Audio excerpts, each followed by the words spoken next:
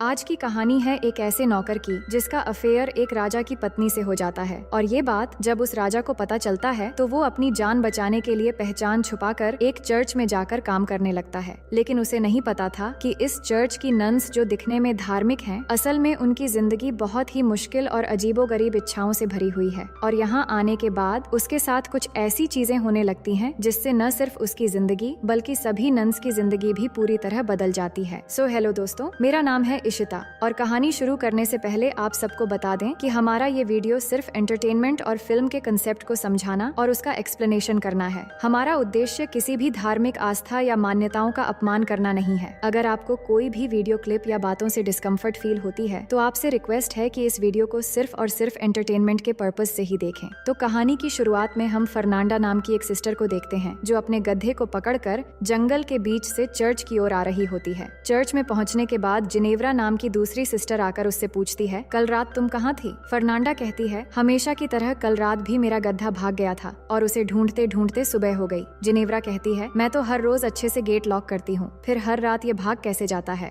दोनों बातें कर ही रही थीं कि वहाँ से चर्च का माली लुर को गुजरते हुए उन्हें गुड मॉर्निंग कहता है, पर बदले में दोनों उसे डांटने लगती हैं और वहाँ से भगा देती हैं। अब अगले सीन में सभी सिस्टर्स चर्च में जाकर सुबह की प्रेयर करती हैं, जिसके बाद वहाँ की सुपीरियर सिस्टर मरिया फर्नांडा से पूछती हैं, तुम कल रात कहाँ थी? जिस पर वो बताती है, कल मेरा गधा फिर से भाग गया था और मैं उसे ही पकड़ने गई थी। ये सुनकर सिस्टर मरिया कुछ नहीं कहती। अब इस गधे के बार बार भागने का चक्कर असल में कुछ और ही है जो हमें आगे पता चलेगा। दूसरी तरफ हम अलेसांड्रा नाम की एक और सिस्टर को देखते हैं जो अपने कमरे में बैठकर सिलाई कर रही होती है। वो बहुत उदास थी क्योंकि वो चर्च में नहीं रहना चाहती थी और बाहर जाकर अपनी जिंदगी को अच्छे से जीना चाहती थी। दूसरी ओर सिस्टर जिनेवरा को देखते हैं जो सिस्टर मरिया के साथ कुछ बातें कर रही होती है। तभी एक किताब में उसे एक तस्वीर नजर आती है जिसमें कुछ अजीब विधि के बारे में लिखा था। ये देखकर उसे थोड़ी हैरानी होती है और कुछ लाइनें पढ़कर वो किताब रख देती है। वहीं सिस्टर अलेसेंड्रा के पापा उससे मिलने आते हैं और दोनों बातचीत करने लगते हैं। उसके पापा कहते हैं, मैं तुम्हारे लिए एक अच्छा लड़का ढूंढ रहा हूँ, पर प्रॉब्लम ये है कि जो भी अच्छा लड़का मिलता है वो बहुत ज्यादा दहेज मांगने लगता है। इस पर अलेसेंड्रा कहती है, अगर आप चर्च में डोनेशन देना थोड़ा कम कर दें तो शायद दहेज के पैसों का इंतजाम हो जाएगा। पर उसके पापा कहते हैं, ये करना ठीक नहीं रहेगा, तुम चिंता मत करो और अपने करियर पर ध्यान दो। शादी हो या ना हो, पर तुम एक बेहतरीन तरीके से जिंदगी जी सकोगी। ये सुनकर अलेसांड्रा बहुत दुखी हो जाती है क्योंकि वो शादी करके ही एक अच्छी और खूबसूरत जिंदगी जीना चाहती थी। अगले दिन हम तीनों सिस्टर्स को एक साथ देखते हैं जो अपने बुने हुए कपड़ों को ले जा रही होती हैं। अलेसांड्रा अपने पापा से की गई बातचीत दोनों सिस्टर्स को बताती है, जिसे सुनकर वो भी दुखी हो जाती है। तभी वो वहाँ लुर्को को देखते हैं जो कुछ काम करते हुए उन्हें अजीब नजरों से देख रहा था, पर ऐसा करते हुए देखकर वो तीनों उस पर भड़क जाती है और अपने दिल की भड़ास निकालने के लिए अंदर आकर उसका सामान फेंकने लगती है। और इतने से भी उनका मन नहीं भरता तो वो उसकी पिटाई भी कर देती है। दूसरी तरफ हम इस चर्च के फादर टोमासो को देखते हैं जो सिस्टर्स के बुने हुए कपड़े बाजार लेकर जाने के लिए निकलते हैं। रास्ते में लुर्को उनसे मिलता है और कहता है, मुझे माफ कर दीजिए फादर, अब मैं इस चर्च में काम नहीं करना चाहता। इस पर फादर उसे समझाते हैं कि अब आगे से ऐसा कुछ नहीं होगा, लेकिन लुर्को नहीं मानता और वहाँ से चला जाता है। इसके बाद हम चर्च से कुछ मील दूर एक घर में लॉर्ड ब्रूनो नाम के एक जमींदार आदमी को देखते हैं जो अपनी पत्नी फ्रांचेस्का के साथ खाना खाते हुए बातें कर रहा होता है। पर फ्रांचेस्का का ध्यान उनके नौकर मसेटो की तरफ होता है और मसेटो भी अपनी मालकिन को देख रहा होता है। दोनों को देखकर ऐसा लग रहा था कि उनके बीच कोई चक्कर है। फिर रात होते ही हम देखते हैं कि फ्रांचेस्का और मसेटो बिस्तर में एक राउंड खत्म कर चुके हैं। फ्रांचेस्का कहती है, मेरा पति मुझे खुश नहीं कर पाता, बस अपनी शानो शौकत की बातें करता रहता है। इसके बाद दोनों दूसरे राउंड के लिए तैयार होने लगते हैं। तभी कमरे में ब्रूनो के आने की आवाज सुनकर मासेट्टो खिड़की से कूदकर भागने की कोशिश करता है, लेकिन ब्रूनो आकर उसको पीछे से देख लेता है और उसका पीछा करते हुए सभी नौकरों के घर में चला जाता है। मगर मसेटो पहले पहुंचकर सोने का नाटक करने लगता है। इसके बाद ब्रूनो सभी नौकरों को चेक करने लगता है कि किसकी हार्ट बीट तेज है और चेक करते हुए जब मसेटो के पास आता है तो उसे शक हो जाता है कि यही वो नौकर है, पर अंधेरा होने की वजह से वो उसे पहचान नहीं पाता, इसलिए उसके कुछ बाल काट लेता है ताकि सुबह होने पर उसे पता चल जाए कि इस तरह के हिमाकत करने वाला असल में कौन था। पर ब्रूनो के जाते ही मासेट्टो उठकर अपने सभी साथियों के बाल भी थोड़ा थोड़ा काट देता है। सुबह होते ही ब्रूनो सभी नौकरों को लाइन में खड़ा करता है और एक एक करके चेक करने लगता है, लेकिन सभी के बाल थोड़े थोड़े कटे हुए होते हैं जिससे वो समझ नहीं पाता कि वो आदमी कौन था। फिर भी वो समझ जाता है कि जो भी है वो बहुत होशियार है। फिर सबको धमकी देते हुए कहता है कि मैं जिसे ढूंढ रहा हूँ, अगर मैंने उसे पकड़ लिया तो उसका काम तमाम समझो। फिर वो सभी नौकरों के बाल कटवाकर छोटे करवा देता है। अब अगले दिन जब फ्रांचेस्का और ब्रूनो खाना खाने बैठते हैं तो ब्रूनो अपनी वाइफ को वार्निंग देते हुए कहता है कि तुमने जो भी किया ठीक नहीं किया। मैं जानता हूँ कि तुम भी इन सब में शामिल हो। अगर वो नौकर एक बार मुझे मिल गया तो मैं उसके साथ साथ तुम्हें भी खत्म कर दूंगा। लेकिन फ्रांचेस्का ब्रूनो से बिल्कुल भी नहीं डरती और कहती है कि तुम ऐसा कुछ भी नहीं कर पाओगे। इसी बीच ब्रूनो अपनी वाइफ और मसेटो को इशारा करते हुए देखकर समझ जाता है कि वो नौकर मसेटो ही है। फिर आगे हम मसेटो को काम करते हुए देखते हैं और वहाँ फ्रांचेस्का भी होती है जो मसेटो के पास आती है और उसके साथ जबरदस्ती भूकंप लाने की कोशिश करने लगती है। लेकिन इस बार दूर से ब्रूनो उन्हें देख लेता है और गुस्से में आकर अपने आदमियों से कहता है, मसेटो को पकड़ के मेरे पास ले आओ। मसेटो ने भी देख लिया था कि ब्रूनो ने सब कुछ देख लिया है, इसलिए वो अपनी जान बचाने के लिए वहाँ से भागना शुरू कर देता है और ब्रूनो के आदमी भी उसके पीछे पड़ जाते हैं, लेकिन वो उसे पकड़ नहीं पाते। जंगल से होते हुए भागते भागते बहुत दूर जाने के बाद मसेटो फादर टोमासो को देखता है। फादर ने बाजार जाने के रास्ते में थोड़ा वाइन पी लिया था और नशे की वजह से उनकी गाड़ी उलट गई थी और सारे कपड़े भी नदी में बह रहे थे। मसेटो ये देखकर फादर की मदद करता है और सारे कपड़े फिर से इकट्ठा कर देता है। इससे फादर बहुत खुश होते हैं और जब उन्हें पता चलता है कि मसेटो का कोई घर नहीं है तो वो उसे अपने साथ चर्च में ले आते हैं। फादर उसे कुछ खाने के लिए देते हैं और कहते हैं कि चर्च में तुम्हें गूंगा बहरा बनकर रहना पड़ेगा, नहीं तो चर्च की सिस्टर्स तुम्हें बहुत परेशान करेंगी। अगले दिन सुबह फादर मसेटो को सिस्टर मरिया से मिलवाते हैं और कहते हैं कि मैं एक आदमी को लाया हूँ जो हर काम में माहिर है, पर ये गूंगा बहरा है इसलिए इसे यहाँ लेकर आया हूँ ताकि ये लुर्को की जगह काम कर सके। ये सुनकर मरिया भी उसे काम पर रख लेती है। अब उसी दिन से मसेटो काम पर लग जाता है, पर सिस्टर अलेसांड्रा और फर्नांडा को नहीं पता था कि मसेटो को काम पर रखा गया है। तो फर्नांडा उसे घुसपैठिया समझकर भागते हुए उसके पास आती है और एक कुल्हाड़ी से डराकर उससे पूछने लगती है कि तुम कौन हो। तभी सिस्टर अलेसांड्रा जल्दी से मरिया को लेकर आती है और मरिया आकर उन्हें बताती है कि ये उनका नया माली है जिसका नाम मसेटो है और ये गूंगा बहरा है। फिर मरिया की बात सुनकर फर्नांडा उसे छोड़ देती है। इसके बाद हम सिस्टर मरिया और अलेसांड्रा को देखते हैं जहाँ मरिया बताती है कि तुम सिस्टर्स ने मिलकर जो कपड़े बुने थे वो फादर से बाजार जाते समय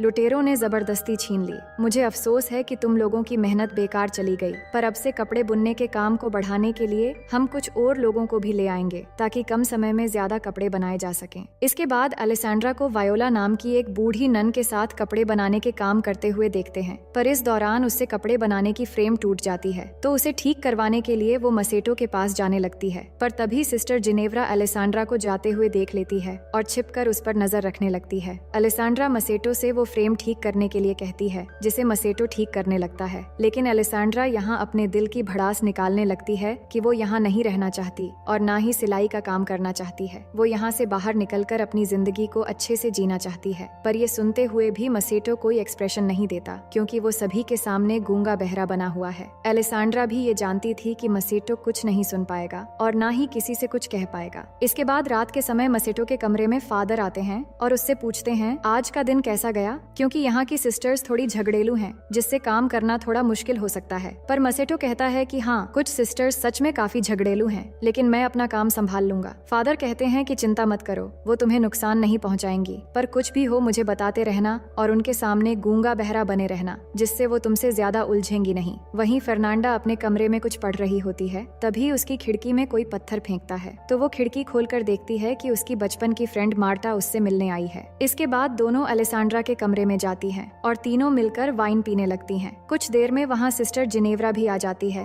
और सभी मिलकर मजे करने लगते हैं। फिर ड्रिंक करते हुए वो रोमांटिक बातें भी करने लगती हैं। मार्टा उन्हें लड़कों के बारे में कई सारी बातें बताने लगती है कि एक जड़ी बूटी है जिसे एक खास तरीके से इस्तेमाल करके लड़कों को अट्रैक्ट किया जा सकता है, और ये सब सुनते हुए बाकी तीनों भी बहुत मजे लेती हैं। अगले दिन मसेटो जब काम कर रहा होता है तब अलेसांड्रा वहाँ आती है और मसेटो से कहती है मैंने तुम्हारे लिए ये रूमाल बनाया है। फिर वो रूमाल से मसेटो के पसीने पोंछने लगती है और पास बैठकर उससे बातें करने लगती है। दरअसल पिछली रात मार्टा की रोमांटिक बातों को सुनने के बाद उसके मन में नौटी ख्यालात आ गए थे, इसलिए वो बात करते करते अचानक उसे किस कर लेती है, जिससे मसेटो भी इस चांस को बिना गवाए वहीं पर उसके साथ तूफान और भूकंप के मजे लेने लगता है। लेकिन तभी चर्च की घंटी बजने से मसेटो घबरा जाता है और अलेसांड्रा भी जल्दी से खुद को संभालकर चर्च में प्रे करने चली जाती है। लेकिन प्रे करते समय फर्नांडा अलेसांड्रा के स्कार्फ और नाखून में मिट्टी लगी हुई नोटिस करती है। अगले सीन में जिनेव्रा और फर्नांडा कपड़े धो रही होती हैं। तभी वहाँ अलेसांड्रा आती है जो बहुत खुश नजर आ रही थी। वो उनसे कहती है कल रात बहुत मजा आया। फर्नांडा पूछती है तुम यहाँ क्या कर रही हो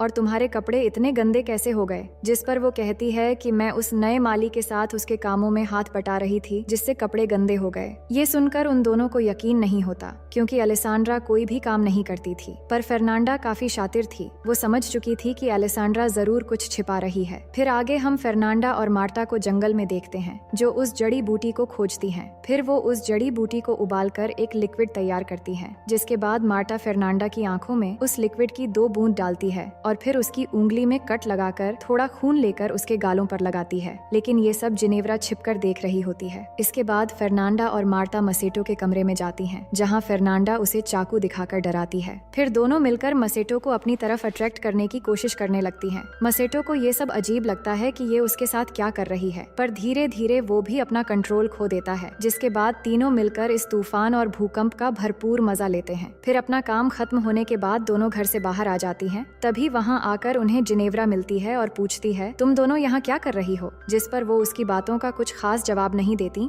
और बहाना बनाकर वहाँ से चली जाती है। लेकिन जिनेव्रा समझ जाती है कि वो उससे कुछ छिपा रही है। अगली सुबह हेड फादर बिशप चर्च घूमने आते हैं तो फादर टोमासो और मरिया उनका स्वागत करते हैं। दूसरी तरफ मसेटो अलेसांड्रा के कमरे में जाता है और दोनों फिर से एक बार तूफान और भूकंप के मजे लेने लगते हैं। पर इसी बीच सिस्टर वायोला कमरे में आ जाती है, जिसे वो पहले नोटिस नहीं कर पाते। लेकिन अचानक मसेटो उसे देखकर बोल पड़ता है, जिससे अलेसांड्रा चौंक जाती है। पर वायोला के आ जाने से दोनों घबरा जाते हैं और अलेसांड्रा खुद को ठीक करते हुए वायोला की मदद करने लगती है और मसेटो बिस्तर के नीचे छिप जाता है। उनका लक अच्छा था क्योंकि सिस्टर वायोला सुन नहीं सकती थी, इसलिए वो उनकी हरकतें नहीं समझ पाती। बाद में मसेटो बिना कोई भी आवाज किए खिड़की से निकल जाता है। अगले दिन जिनेव्रा मसेटो को आराम करते हुए देखती है और उसे अट्रैक्ट करने के लिए वो जड़ी बूटी बनाने लगती है, लेकिन वो इसे आंखों में डालने के बजाय पी लेती है। फिर वो अपने हाथ से खून निकालकर गालों पर लगा लेती है। वहीं अलेसांड्रा मसेटो के कमरे में आती है और उससे पूछती है कि उसने झूठ क्यों बोला कि वो गूंगा है। इतने में जिनेव्रा के आने की आवाज सुनकर अलेसांड्रा एक कोने में जाकर छिप जाती है और मसेटो सोने का नाटक करने लगता है। जिनेव्रा जड़ी बूटी के नशे में मसेटो के पास आकर चिपकने लगती है और अजीब अजीब हरकतें करने लगती है। लेकिन फर्नांडा के आने की आवाज सुनकर वो भी जाकर छिप जाती है जहाँ पहले से अलेसांड्रा थी और एक दूसरे को देखकर दोनों चौंक जाते हैं। इसके बाद फर्नांडा कमरे में आती है और चाकू से डराकर मसेटो के हाथ बांधकर उसकी आंखों पर पट्टी लगा देती है और फिर उसे डरा धमकाकर जंगल की तरफ ले जाने लगती है। पर अलेसांड्रा और जिनेव्रा छिपकर उसका पीछा करती हैं। फिर जब वो जंगल के बीच पहुंचते हैं तब तक रात हो चुकी थी। वो देखते हैं जंगल के बीचों बीच आग जली हुई है और वहाँ कई सारी लड़कियां बिना कपड़ों के नाच रही हैं और पास में उन्होंने मसेटो को भी बांध के रखा हुआ था। अलेसांड्रा कहती है कि ये लोग क्या कर रहे हैं। जिनेव्रा कहती है, मैंने इस तरह के विधि के बारे में एक बार पढ़ा था जिसमें इंसानों की बलि देकर कुछ लड़कियां चुड़ैल की शक्ति हासिल करती हैं और यहाँ पर हमें पता चलता है कि फर्नांडा रोज गधे के बहाने ये सब करने आती थी और अब मार्टा भी इसमें शामिल हो चुकी है। मार्टा और फर्नांडा मसेटो को बलि देने ही वाली होती हैं। तभी मसेटो डर के मारे बोल पड़ता है कि मुझे छोड़ दो। ये सुनकर उन्हें भी पता चल जाता है कि मसेटो गूंगा बहरा नहीं है। वही नशे की हालत में जिनेव्रा भी कपड़े उतारकर उन लड़कियों के साथ नाचना शुरू कर देती है और ये देखकर सभी लड़कियां भागने लगती हैं और मार्टा जाकर जिनेव्रा से झगड़ने लगती है कि वो यहाँ क्यों आई है। इसी बीच फर्नांडा मसेटो को बलि देने वाली होती है। तभी अलेसांड्रा वहाँ पहुंचकर फर्नांडा से चाकू छीन लेती है और मसेटो को बचा लेती है। वहीं जिनेव्रा और मार्टा के हाथापाई में जिनेव्रा मार्टा को डंडे से मारकर बेहोश कर देती है। फिर उसके कपड़े पहनकर वो गधे को लेकर चर्च की तरफ भाग आती है। चर्च पहुंचकर वो चिल्लाने लगती है कि फर्नांडा एक चुड़ैल है और ये सब आवाज सुनकर फादर बिशप बाहर आते हैं तो जिनेव्रा आकर उन्हें बताने लगती है कि फर्नांडा एक चुड़ैल है। इतने में फर्नांडा, अलेसांड्रा और मसेटो भी वहाँ पहुँच जाते हैं। अलेसांड्रा फादर से कहती है ये झूठ बोल रही है और आज इसने वो जड़ी बूटी लिया और नशे की हालत में बकवास कर रही है। पर जिनेव्रा कहती है, नहीं, मैं झूठ नहीं बोल रही हूँ, ये सब एक साथ मिले हुए हैं और ये दोनों इस माली के साथ इंटीमेट भी हो चुकी हैं। ये सुनकर फादर बिशप मरिया को बुलाकर बाहर लाते हैं और पूछते हैं कि ये सब क्या हो रहा है। तभी फादर टोमासो भी मरिया के कमरे से बाहर आते हैं, जिसे देखकर सभी लोग हैरान रह जाते हैं और फादर बिशप भी समझ जाते हैं कि इस चर्च में अब तक क्या चल रहा था। इसके बाद अगले दिन फादर बिशप एक एक करके सभी को सजा सुनाते हैं और गॉड से माफी मांगने के लिए कहते हैं और फादर टोमासो को सबसे बड़ी सजा मिलती है क्योंकि उन्होंने फादर होने का गलत फायदा उठाया था। उन्हें सजा के तौर पर एक ऐसे आश्रम में भेज दिया जाता है जहाँ सिर्फ मर्द रहते हैं और मसेटो को फिर से लॉर्ड ब्रूनो के हवाले कर दिया जाता है जहाँ लॉर्ड के सिपाही उसे बंदी बना लेते हैं। इसके बाद हम तीनों सिस्टर्स को देखते हैं जो एक दूसरे से माफी मांगती हैं। सिस्टर जिनेव्रा भी फर्नांडा से कहती है, मुझे माफ कर देना। फिर तीनों मसेटो के बारे में सोचने लगती हैं कि शायद लॉर्ड ब्रूनो उसे मार डालेगा, इसलिए वो उसे बचाने का एक प्लान बनाती है। उधर लॉर्ड ब्रूनो ने मासेट्टो को जेल में बंद कर दिया था और फिर वहाँ आकर कहता है, मैंने अपनी वाइफ को कुत्तों और जंगली जानवरों के साथ बांध दिया है ताकि उसे दर्दनाक मौत मिले, और अब तुम्हारी बारी है, पर मैं तुम्हें नहीं मारूंगा और जिंदा रखकर उससे भी ज्यादा टॉर्चर करूंगा। ये कहकर वो वहाँ से चला जाता है। इसके बाद मसेटो उन सिपाहियों से रिक्वेस्ट करने लगता है कि वो उसे आजाद कर दें, लेकिन वो मना कर देते हैं और उल्टा उसका मजाक उड़ाने लगते हैं। फिर कुछ देर बाद एक कछुए पर जलती हुई मोमबत्ती देखकर सिपाही उसके पीछे पीछे चले जाते हैं। असल में उस कछुए को सिस्टर्स ने छोड़ा था और उनके जाते ही तीनों सिस्टर्स आकर मसेटो को बाहर निकाल लेती हैं और उसकी जगह एक पुतला रखकर मसेटो को सिस्टर्स के कपड़े पहना देती है। फिर उसे लेकर जंगल की तरफ भागने लगती है। वही मरिया को देखते हैं जो गधे को साथ लेकर टोमासो से मिलने आती है और दोनों बहुत खुश होते हैं क्योंकि उनके बीच प्यार हो गया था और वो एक दूसरे से दूर नहीं रह पा रहे थे। इतने में वो कुछ आवाजें सुनकर वो छुप जाते हैं और तभी फर्नांडा अपने गधे को वहाँ देखती है कि ये गधा यहाँ कैसे आया, लेकिन जिनेव्रा उसे वहाँ से ले जाती है। फिर उनके जाने के बाद मरिया और टोमासा बाहर आते हैं और वो समझ चुके थे कि उन तीनों सिस्टर्स ने मसेटो को छुड़वा लिया है, पर उनकी शरारत देखकर वो एक दूसरे को देखकर मुस्कुराते हैं और दोनों एक साथ वहाँ से जाने लगते हैं और इसी के साथ कहानी यहीं पर खत्म हो जाती है। तो दोस्तों, मैं उम्मीद करती हूँ कि ये कहानी आपको बेहद पसंद आएगी और अगर आप हमारे चैनल में पहली बार आए हैं तो वीडियो को लाइक करके चैनल को सब्सक्राइब कर लीजिए।